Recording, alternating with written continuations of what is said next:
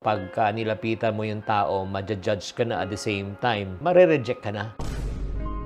Galit ako parate, inis ako parate, hindi ako pwedeng makausap ng maayos dahil nga I was really irritated. Videos that will make you wealthy and debt-free. Friend, may tanong lang po ako sa iyo. Nahirapan ka ba sa current financial situation mo? May utang ka ba at kulang ka talaga sa budget? Huwag kang mag-alala. In this episode, isi-share ko sa iyo how I was able to personally overcome my financial challenges. Hi there, this is Chinkitan, your pambansang wealth coach. Thank you very much for watching and tuning in this episode. Sa episode po natin, gusto ko naman maging magpakatotoo. Alam nyo ba, once in my lifetime also ako may pinagdaanan din ng matinding problema pagdating sa pera. At i-share ko po sa inyo, papakita ko po sa inyo kung paano ko to nalagpasan at anong diskarte ko. Pero bago ko ikwento ko po yan, ay i-share ko naman muna sa inyo ano naman kapalpakan na ginawa ko. During that time, nung ako po ay nag-i-struggle pa. Syempre, pag nag-i-struggle ka, una, pag feeling mo na walang tutulong sa'yo at feeling mo pagka nilapitan mo yung tao, ma-judge ka na at the same time, mare-reject ka na. So, in other words, hindi po ako nakikipag-usap sa mga tao. Hindi ako humihingi ng tulong. And na-realize kong mali. And then number 2, umiiwas din ako sa problema. So, iniiwasan ko at pag dumadating na talaga, pag sinisingil na ako, doon ako na-stress. And then I was reacting really emotionally. Galit ako parate, inis ako parate. Hindi ako pwedeng makausap ng maayos dahil nga I was really irritated. So, ito yung mga na-realize ko ng mga kapalpakan na ginawa ko during the time when I was financially drained. Kaya nga, what I realized is this. Number 1, avoiding my problem will worsen my financial situation dahil hindi talaga nakatulong. Number 2, as a matter of fact, kung bakit rin ako nakalabas dahil may mga taong nakatulong din po sa akin, pag humingi ka pala ng tulong, hindi pala to kahinaan. Ito po ay katapangan. Nagkakaroon ka ng lakas na loob. At the same time, aminin kung ano talaga ang problema mo. And then also, yun din ang realize ko, pagka emotionally upset ka, kung emotionally drained ka and financially drained, 90% of the decision that you are going to make is going to be a wrong one and you're going to regret it for the rest of your life. Which I also made some mistake. Bakit? Naghanap ako ng madali ang kita. Imbis na kumita ako, lalo pa ako nalugmok at lalo pa ako nalugi. Kaya nga, ano bang ginawa ko? Okay, ito na. Para sa mga taong may pinagdadaanan at nakaka-relate kayo sa sitwasyon ko, the first thing I did was I talked to someone. I talked to my mentor, si Francisco. Nung kinausap ko siya, sinabi ko, yun nga, about my real financial situation. Una, I was expecting na papagalitan ako, pagsasabihan ako. Grabe. It's the entire opposite. Hindi niya ako pinagalitan, hindi niya ako pinagsabihan. Nakidalamhati siya.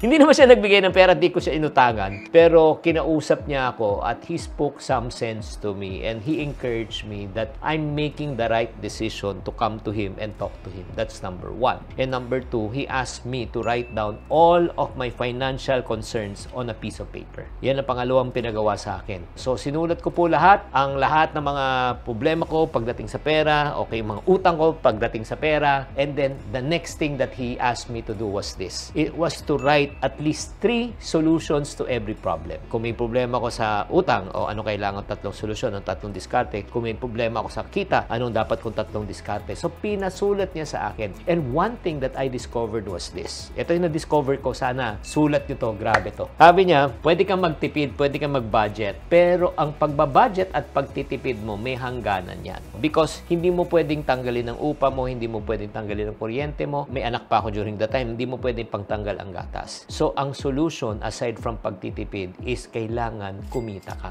You should learn how to earn more money. And that is what basically I did. Grabe. Nag-aaral ako, pinag-aralan ko talaga kung paano kumita ng pera. And basically, to cut the long story short, paano ako nakalabas sa financial challenges ko? I was able to find an opportunity. Basically, this is what happened. Last 300 pesos na lang, 300 pesos na lang pera ko. Pumunta ako ng National Bookstore, bumili ako ng isang libro. Nung binasa ko yung librong yun, nakakuha ko ng isang magandang idea from the book. In-implement ko, ginawang ko ng negosyo, and the following year, I made over 1 million pesos profit based on that book. Not for 1 year, but actually for a few months. And because of that 1 million pesos, that I earn. Ano nangyari? Nabayaran ko utang ko, dumuwag ulit yung finances ko. So in other words, bumalik po ang aking wisyo at natanggal po ang aking financial stress. And after that, doon na, ayan na, nag-build na ako ulit ng emergency fund. Pagkatapos niyan, lumaki na ulit ang income ko. I turn my setbacks into learning opportunities and I develop resilience and confidence through these times of challenges. Kaya nga mga friendship, kung ikaw may pinagdadaanan ka ngayon at sinasabi mo, Chinky, nakaka-relate ako sa sitwasyon mo, dapang-dapa ako ngayon, walang-wala ako, naubos ang pera ko, nalugi ang negosyo ko, na-scam ako, hindi ko alam paano ako mag-uumpisa. Ito sabihin ko sa'yo, number 1, uulitin ko, huwag mo na gawin yung mga pagkakamali ko. Ano yung pagkakamali ko? Iniwasan ko yung problema. Number 2, hindi ako nakipag-usap sa tao. Number 3, lahat ng desisyon ko palpak.